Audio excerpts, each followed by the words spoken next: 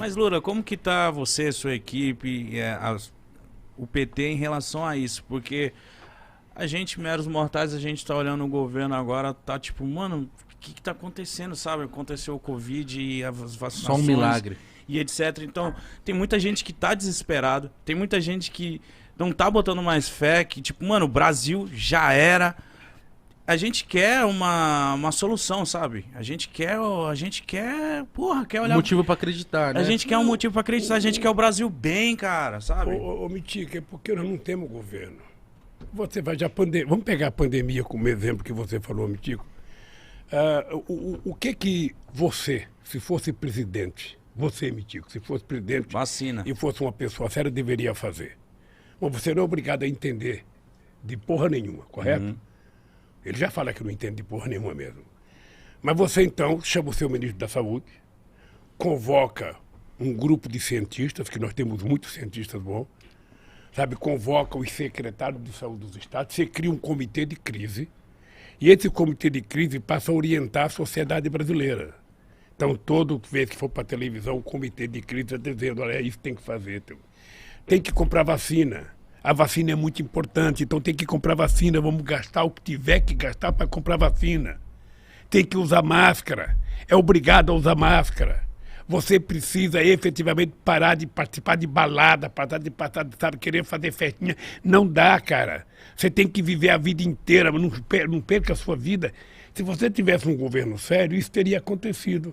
Agora você tem um governo que achou que era uma gripezinha, você tem um governo que achou que usar máscara virava homossexual, você tem um governo que acha que tomar vacina vai virar AIDS, sabe? Então você tem um psicopata, sabe, mentindo para o país com fake news todo dia, não é normal. Então, nós precisamos recuperar a esperança. Você veja uma coisa, eu fui agora para a Europa. Eu fui só para mostrar para essa gente como é que o Brasil pode ser governado. Você mostrar que o Brasil é um país respeitado, o Brasil é grande. O Brasil tem 215 milhões de habitantes. Quando eu estava no governo, o Brasil era a sexta economia do mundo, o Brasil agora é a 13ª economia do mundo. O Brasil tinha muito respeito, a China respeitava o Brasil, a Rússia respeitava o Brasil, os americanos respeitavam o Brasil. Agora, quem que respeita o Brasil? Ninguém quer vir aqui conversar com esse cara. Esse cara vai para a reunião, ninguém conversa com ele. Ou seja, então o povo brasileiro fica desesperado, porque ele não se sente representado. E esse cara só sabe fazer gesto de arma. Ele acha que a solução está em vender arma, facilitar a compra de pistola, facilitar a compra de rifle. Daqui a pouco ele está distribuindo granada para a molecada brincar na escola, sabe? Quando, na verdade, ele deveria estar pensando em distribuir livro didático na escola. Sabe? É isso que ele deveria estar pensando. Mas não pensa. Então, a desesperança é muito grande. Então, nós precisamos tentar reativar a esperança nessa pessoa. Esse jovem que está em casa nos assistindo, que está lá sentado no sofá, sabe? Que está, às vezes, amargurado, porque ele queria ter um computador melhor para estar assistindo vocês, sabe? Ele tem que ter o direito de comprar o computador, nós temos que facilitar. Sabe, para que as pessoas, sabe, a pessoa sinta o prazer pela vida. Sabe, o cara sair na rua da sua casa, ter iluminação, o cara ter uma área de lazer perto da sua casa, o cara ter um centro de cultura, como nós criamos os pontos de cultura quando o Gil era nosso ministro e o Juca Ferreira. Sabe, essa minada, essa gurizada que tem 16, 17 anos, 18 anos, essa molecada tem que gastar energia com coisa saudável.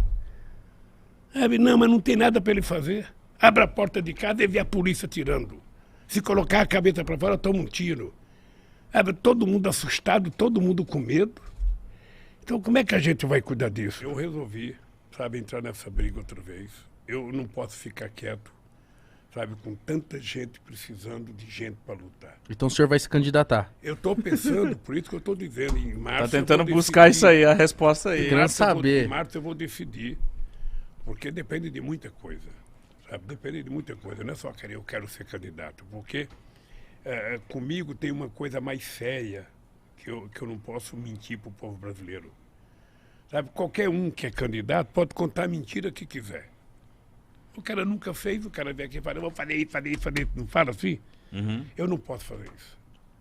Eu tenho que fazer mais do que eu já fiz, porque eu tenho um legado. Eu tenho um legado, eu tenho um conjunto de obras feitas nesse país. Eu vou te contar um número para você ficar assustado. Sabe, durante o nosso governo, nós colocamos 52 milhões de hectares de terra para fazer reforma agrária. 52 milhões de hectares de terra é 51% de tudo que foi feito de distribuição de terra nesse país desde que o país foi descoberto. Sabe? Eu estou dizendo isso porque o que nós fizemos foi muita coisa. Muita. Você não tem noção. A transposição do Rio São Francisco era para ser feita em 1846. Presta atenção, 1846. Você não era nascido, Igão. Nem meus pais. 1846. E nunca pôde fazer, nem no tempo do imperador pôde fazer. Nós tomamos a decisão de fazer. Por quê? Porque nós vamos levar água para 12 milhões de pessoas que moram na região mais seca do país. Sabe? Quando eu morava em Garanhuns, eu tinha 7 anos de idade. Eu ia buscar pote de água no açude. Você chega no açude para pegar água, tá a vaca fazendo xixi, fazendo cocô, tá a cabrita fazendo, tá o cavalo. E você é obrigado a ficar separando a água com a mão, pegando com a caneca, enchendo o pote. Aí leva para casa aquela água suja, você coloca ela dentro do pote para ela assentar. Aí depois de um tempo a sujeira assenta, você tira com a canequinha outra vez, coloca no outro pote, aí já passa no coador. A gente nem sabia ferver a água, nem sabia, não tinha cultura de ferver a água. Aí você pegava esquistossomose com muita facilidade, porque tinha caramujo na água. Então, quando eu tomei a decisão de fazer a transposição do São Francisco, eu falei, sabe, é o mínimo de respeito que a gente tem que ter pelas pessoas. É o cara ter o direito de tomar um copo d'água decente, limpa. Então nós fizemos, e eu dizia, isso aqui não é gasto, isso aqui é investimento. Porque no Brasil é assim, tudo que é por rico é investimento, tudo que é por pobre é gasto. Verdade. Tudo que é por pobre é gasto. Por rico você pode fazer o que você quiser, investimento. Agora, por pobre, sabe, uma injeção que você dá é gasto. Um comprimido que você dá para a mulher é gasto. Então, eu aprendi que se eu voltar, eu vou ter que trabalhar muito mais do que eu já trabalhei, porque tem que fazer muito mais, porque eles estragaram o Brasil. Eles destruíram o Brasil. E eu tenho que voltar com vontade de fazer muito mais. Por isso que eu pretendo fazer. Você me falando isso, sabe? Aí me vem a vontade de te perguntar se você vai ser candidato. Porque a gente vê nas pesquisas, o único ser humano capaz de derrotar o Bolsonaro é o Lula, desde o primeiro turno, segundo turno, isso e aquilo. A sua indignação vai fazer o senhor ser candidato? Olha, eu tenho que tomar uma decisão até março. Porque, veja, eu tenho que pensar muito. Eu já fui presidente. Eu sou considerado, por todas as pesquisas, o melhor presidente da história do Brasil. Eu sou o presidente que mais fiz universidade na história do Brasil, que mais fiz escolas técnicas na idade do Brasil, nesse país. Quando nós assumimos o governo, o Brasil tinha 3,5 milhões de universitários. Quando nós deixamos, tinha 8 milhões de universitários. Nós criamos o ProUni para garantir bolsa para jovens pobres da periferia que não podiam estudar. Nós garantimos o FIES, sabe, com financiamento do Estado para garantir que filho de pobre que quisesse tomar dinheiro emprestado para pagar a universidade pudesse tomar. Sabe? Nós fizemos em 13 anos mais escolas técnicas do que foi feita de 1909, quando foi feita a primeira em Campo de Goytacazes, no Rio de Janeiro, até a hora que eu cheguei na presidência. Nós fizemos mais de 450 escolas técnicas contra 140 que eles fizeram no século. Sabe? E por que eu acreditava nisso? Eu acreditava nisso porque é o seguinte, eu tinha vontade de estudar, não conseguia estudar. Eu tinha que escolher, ou eu estudava ou eu trabalhava. Tá? Então, eu quero que o filho do trabalhador estude. Todo mundo nesse país tem o direito de ter a mesma oportunidade. Eu não sei se você vai ser melhor do que o Igão, ou se ele vai ser melhor do que você, me diga. Também nunca. O que eu quero é garantir que vocês dois tenham a mesma oportunidade. Aí, para ter oportunidade, você tem que comer. Quem come vira inteligente. Quem come vira bonito. Obrigado. Sabe? Então, mas é verdade. Igão, A então fome, tá lindão. a fome é feia. Sim. Sabe? Então, veja, então eu fico pensando, eu só tenho uma razão para votar. É fazer esse povo outra vez voltar a comer. Eu tenho uma obsessão. Eu fui comer pão pela primeira vez com 7 anos de idade. Caralho. Tá? O meu café de manhã era uma cuia de farinha de mandioca com café preto. Tá? Pão era quando estava doente. Então, eu levava marmita quando eu trabalhava na Vilares, às vezes não tinha nem um ovo para colocar dentro, era só feijão e arroz. Eu tinha que comer na fábrica escondendo para ninguém ver que eu não tinha mistura. Então, só tem sentido eu votar se eu garantir que esse povo volta a comer todo dia. Todo mundo tem que tomar café, almoçar e jantar todo dia. Não dá para você fazer diferente. Todo filho de trabalhador da periferia tem direito de disputar uma vaga na universidade. Acabar com essa mentalidade escravocrata. São 350 anos de escravidão que ainda permanece na cabeça das pessoas. O ódio porque o pobre tem ascensão. O ódio porque o pobre vai para o centro de São Paulo, vai para o Ibirapuera. Sabe? O pobre não pode andar de avião. É preciso acabar com essa imbecilidade. O pobre é gente. Não o pode pobre é um Disney. ser humano. E ele tem o direito de ter o que ele quiser, de ter ascensão. Sabe? O pobre pode comer camarão? Hein? Pode e deve. Até porque é ele que pega. É ele que pega o camarão, é ele que constrói o carro, é ele que faz a roupa que você está vestindo, sabe? Então ele tem direito de ter as coisas que ele produz, porra. E não é difícil. Posso dizer para vocês, pela fé que eu tenho em Deus, não é difícil. E eu tenho uma pergunta que pra mim eu queria muito fazer, porque quando você ia ser preso, você podia ir pra outro país. Eu, particularmente, teria ido.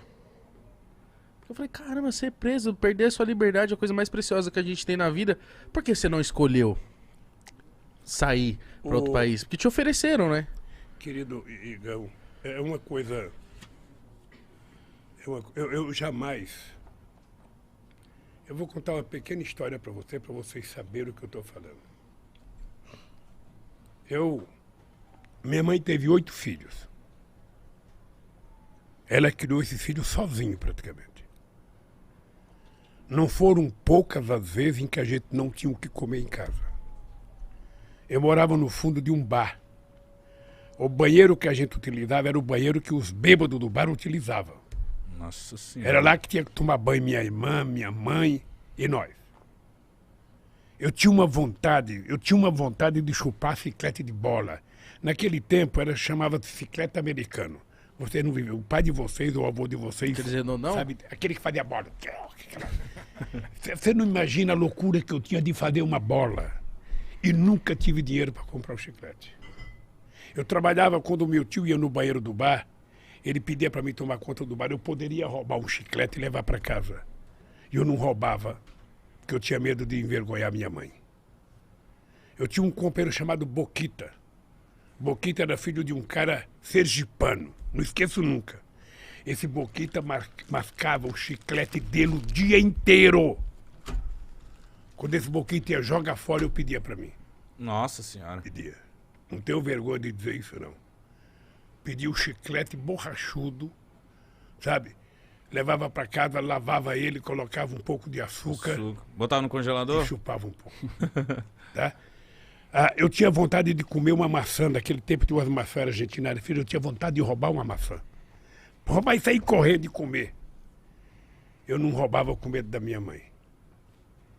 Sabe? Essa foi a educação que eu recebi da dona Lindu. Aí você não tem noção. Eu jamais imaginei na minha vida que eu ia sofrer o que eu sofri de ataque de corrupção. com essa gente, com esses bandidos, sabendo que eu não tinha feito. Então, eu poderia ter saído do Brasil, eu poderia ter ido para outro país, eu poderia ter ido para uma embaixada, mas eu tomei a decisão de que eu tinha que ir para Curitiba, eu tinha que ir para a Polícia Federal. Eu precisava provar que o Moro era mentiroso. Eu precisava provar que a Força-Tarefa de Curitiba era uma quadrilha. E se eu fugisse, ia aparecer uma fotografia minha, ou fugitivo. E eu não tenho mais idade para isso, cara. Eu tenho bisneta, eu tinha que honrar a dona Lindu. Então, graças a Deus, eu provei. Tô até hoje, perguntando para esse Moro, diga, sabe, o que eu roubei? A sentença que ele deu para mim, sabe qual foi o crime que eu cometi? Qual? O crime é o fato indeterminado. Eu fui condenado por um fato indeterminado. Que esse sem vergonha não teve coragem de dizer. Ele poderia ter dito. Sabe? Então, é muito duro. É muito duro você estar na sua casa, junto com a sua família, e você vai à televisão ficar 20 minutos falando que você é ladrão. Falando que você roubou. Sem mostrar absolutamente nada. Sabe? Então, isso foi muito duro. Eu jamais imaginei passar isso na vida, jamais. Essa é uma marca profunda que eu vou levar na minha vida, sabe?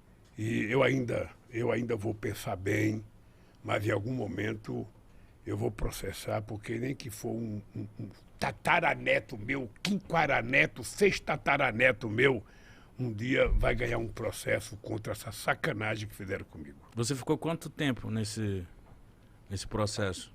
Eu fiquei preso 580 dias. Mas o processo foi 4 anos de denúncia, sabe? E aí eu sou agradecido àquele pessoal que fez a vigília para mim em Curitiba, aquelas pessoas que ficaram lá, embaixo de chuva, embaixo de sol, sabe? Eles cantavam todo dia de manhã para mim, gritavam bom dia, presidente, boa tarde, presidente, boa noite, presidente, durante 580 dias. Então é uma coisa que marcou a minha vida. Eu saí da cadeia um outro homem, tive a graça de Deus de sair, sabe, para Cajacajanja, sabe? Ela morava em Curitiba, ela mandava uma comidinha para mim toda noite, sabe? Ela te conquistou pela comida. É destino, né? Conquistou pela barriga. Não, e ela não deixava eu mandar minha roupa para lavar fora, ela queria ela levar para casa para lavar. Aí quando eu saí, eu falei, não tem outro jeito, eu vou casar com a bichinha.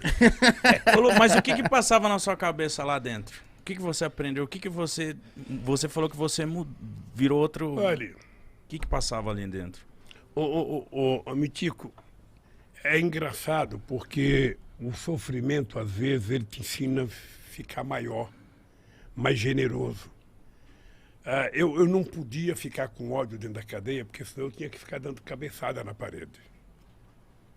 Então eu comecei a ler muito, sobretudo sobre a escravidão, para conhecer um pouco melhor o Brasil. Eu comecei a pensar na minha vida, o que tinha acontecido na minha vida, o que eu já tinha feito. E a solidariedade que eu recebi era muito grande, gente. Nunca tinha acontecido com um ser humano o que aconteceu comigo. Nunca. Sabe, a vigília foi uma coisa muito forte na minha vida. Muito forte. Então, eu saí generoso, eu saí pensando em casar com a Janja e sair da política, sabe? Vou viver minha vida. Mas não tem jeito, sabe? Durou quanto tempo esse pensamento? A política é como uma cachaçinha. Você... Falei, eu não quero, mas tomou a primeira, você vai em frente. Eu queria saber como que o senhor perdeu o dedo. Esse dedo aqui eu tinha 17 anos. Foi na Metalúrgica Independência. Essa metalúrgica fazia botão de cofre, fazia puxador de porta e tinha uma prensa que estava prensando as peças e quebrou um dispositivo, eu fiz um parafuso e fui colocar. Quando eu estava colocando, o cara trabalhava de pé, o braço da prensa, a prensa movimentava assim. E esse cara acho que deu uma cochilada e soltou a mão da prensa. Aí a prensa fechou Eu tava com a mão, puxei. A minha sorte é que eu abri a mão e ficou só o dedinho. Nossa, mano. Amassou aqui. Sabe? Eu acho que se fosse hoje, o médico deixava um toquinho. Mas naquele tempo, peão, 4 horas da manhã, fedendo a óleo, a mão cheia de graxa. Eu quero fazer peão mesmo, para que esse toquinho aqui arrancou tudo logo assim, ó. E eu fiquei assim. Doeu muito? Hein? Doeu muito? Doeu, porra. Nossa, cara. Deixa eu dar uma marteladinha no teu dedo pra você ver como dói. Não deixa Dói, eu dá pensar. dor de barriga. Nossa. Dá dor de barriga. E você viu a cirurgia arrancando? E o cara deu anestesia e arrancou. Você nem virou o olho, você ficou olhando? É lógico. Eu não ia conseguir, É eu não consigo lógico. ver nem a vacina. É, não. Não tem anestesia geral, não. O cara dá uma anestesia aqui no dedo e. Sabe? Cuidar de peão não precisa muito cuidado, não. Os caras vão. Eu fico pensando, era quase 3 horas da manhã. Sabe? Num pronto-socorro, um peão, fedendo a óleo, macacão cheio de graxa, o cara fala, vou cuidar desse. O Tevez, você veja, o Tevez, depois que parou de jogar futebol, ele foi contratado para a China como o maior salário que um jogador já ganhou, já no fim da carreira. E eu fico batendo bola, mando o Estuquinha filmar, ver se algum chinês vê eu jogando bola. Porra, quem sabe no fim da vida um chinês me contrata, eu vou lá e... Você iria? Dinheiro. Eu ia, porra, eu fui bom de bola. Não, bom, Lula, bom, bom quanto? Ah, deixa eu lhe contar, cara. Então é que conta. vocês não conhecem a Vila Carioca, vocês são jovens demais. A Vila Carioca é aqui perto. Ali perto do Museu do Ipiranga, um pouco para baixo. É, eu joguei bola, muita bola ali na Vila Jogava Carioca. aqui, em qual área? Ei, Joga que Ataque. posição? eu era meia direita. Eu era uma espécie de sabe? Uma espécie de Kaká. Que isso? Eu não era Tá o puxando o 10, saco. Caralho! sabe? Kaká? Então a gente jogava bola bem. Entendi. Ó, nós criamos um time em 1962, ali na Vila Carioca. Eu jogava no Flamenguinho, eu joguei no Bangu, joguei no União Multa. Depois a gente criou um time chamado Náutico. Náutico é um time de Pernambuco. Foi meu irmão que falou, vamos criar um time de Pernambuco. Aí criou um time, camisa vermelha e azul, sabe? Eu levava roupa pra minha mãe lavar pra mim poder jogar no time. Ah. Coitada da minha mãe, lavava roupa Mas no então time. você jogava bem. Olha, você conhece... 0 a 10, Você vai. conhece futebol de várzea? Conheço. O futebol de várzea você tem o primeiro e o segundo time. Correto? Eu jogava no primeiro time, então significa que eu era... O dono primeiro do time. é o que entra por último. Hein? Significa que você era o dono do time. É como se fosse aspirante, sabe? Sim. Como se fosse aspirante. Eu jogava no titular. Titular. Porra. Meia direita. E hoje, mas hoje em dia, Lula, você acompanha o futebol ainda ou não tem tempo? Acompanho. Eu hoje está melhor para acompanhar, sabe por quê? Tem muito futebol na televisão. Então você assiste os melhores jogos da Inglaterra, os melhores jogos da Espanha, os melhores jogos da França. Agora você vê jogos da Rússia, você vê jogos da China, você vê jogos da Argentina. E você vê os grandes jogos no Brasil.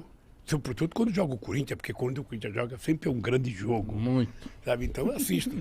Eu gosto de futebol. Nunca aceitei a ideia que futebol é o ópio do povo. Quando a gente fundou o PT em 82, teve uma Copa do Mundo. E a gente estava em Bragança Paulista, num sítio de um amigo, sabe? Ia começar o jogo da seleção. Eu era presidente do PT. O PT tinha só 2 anos de vida. Aí chega um companheiro meu, chamado Mané da Conceição, que era um companheiro que tinha sido preso, tinha sido torturado, sabe? Perdeu uma perna, deu trombose na perna dele, na cadeia, gangrena. Aí esse cara voltou, ele foi para fora, e esse cara votou muito radical e ele não queria, não vamos ver futebol, não. Quando começou o jogo, ele falou, vamos levantar e virar as costas pra televisão, não Protestou. vamos ver o jogo. Eu falei, ó, cara, é o seguinte, é melhor você sair da sala, porque aqui não tem vira-costa, não. Aqui nós vamos ver o jogo do Brasil, pô. Eu não misturo. Eu não misturo, sabe? Quando eu gosto, e aí, sabe, eu não misturo com a política, não.